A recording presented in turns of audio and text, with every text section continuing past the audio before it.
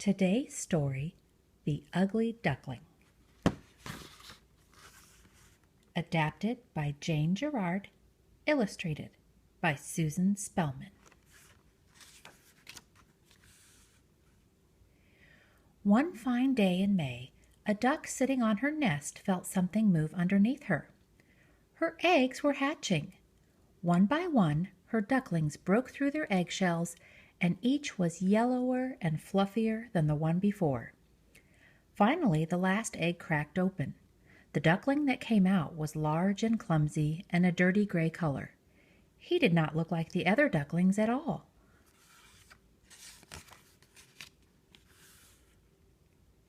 The mother duck thought, "How big and ugly he is! I wonder if he is a turkey chick." But she loved him just the same. And when she led her babies to the pond, the ugly duckling swam just as well as the rest, so she knew he could not be a turkey. The next day, the proud mama duck took her babies home to the farmyard for the first time.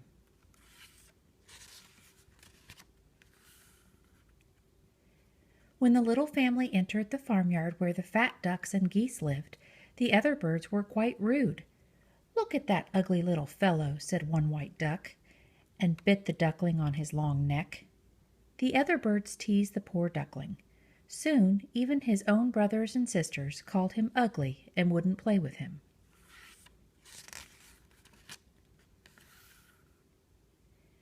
As the days passed, the duckling grew more ugly, and the teasing got worse and worse.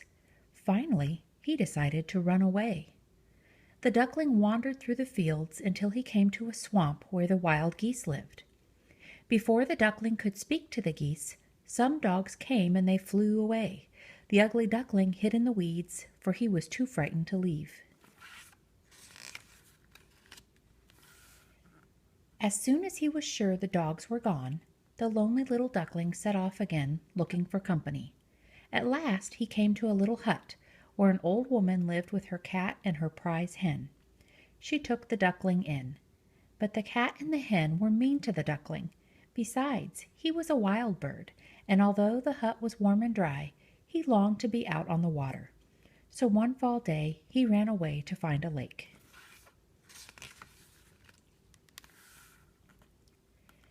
And find one he did. He was happier on his lake, though the wild ducks there would not speak to him. One day a flock of beautiful birds flew by. The sight of them made the ugly duckling cry, though he did not know why. Soon afterward the wild ducks flew off, but the duckling stayed. It grew so cold one night that the duckling awoke to find his feet frozen in a sheet of ice. Luckily, a farmer found the duckling there and freed him from the ice. The kind man took him home, thinking the bird would make a fine pet for his children.